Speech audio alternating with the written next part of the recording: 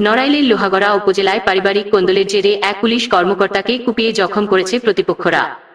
বুধবার ৩রা জুলাই রাত 10:30টায় উপজেলার ইতনা ইউনিয়নের পাঙ্কারচর গ্রামে এ ঘটনা ঘটে। ইমরান কাজী পাঙ্কারচর গ্রামের নজির কাজীর ছেলে ও সুপ্রিম কোর্টের সাবেক সহকারী অ্যাটর্নি জেনারেল ও যুবলীগের কেন্দ্রীয় কমিটির কার্যনির্বাহী সদস্য কাজী বশির আহমেদের ছোট ভাই। ইমরান পুলিশের উপপরিদর্শক এসআই পদে গোপালগঞ্জের কোটালীপাড়ায় কর্মরত আছেন।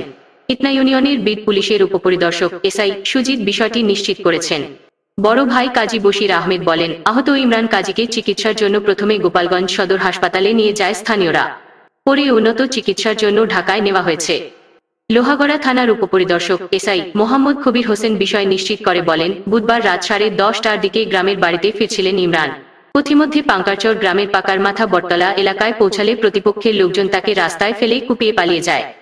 তিনি বলেন, কুপিয়ে জখমের খবর পেয়ে পুলিশ দ্রুত ঘটনাস্থলে যায়। ঘটনাস্থলে যাওয়ার পথে আহত ইমরান কাজীর সঙ্গে দেখা হয়। মাথাসহ শরীরের বিভিন্ন জায়গায় কুপিয়েছে বলে ধারণা করা হচ্ছে। এসআই আরও বলেন, আহতের অবস্থা গুরুতর হওয়ায় তাকে উন্নত চিকিৎসার জন্য ঢাকায় নেওয়া হয়েছে। ওই এলাকায় পুলিশের অতিরিক্ত ফোর্স মোতায়েন রয়েছে, তবে পরিস্থিতি স্বাভাবিক রয়েছে। কবির হোসেন বলেন, দীর্ঘদিন ধরে ওই গ্রামে কাজী ইমরানের পরিবারের সঙ্গে একই গ্রামের আরও একটি পরিবারের কোন্দল চলছিল। ধারণা করা হচ্ছে, সামাজিক কোন্দলের জেরে প্রতিপক্ষের লোকজন এমন ঘটনা ঘটাতে পারে। অভিযোগ পেলে তদন্ত করে দোষীদের বিরুদ্ধে আইনি ব্যবস্থা নেওয়া হবে।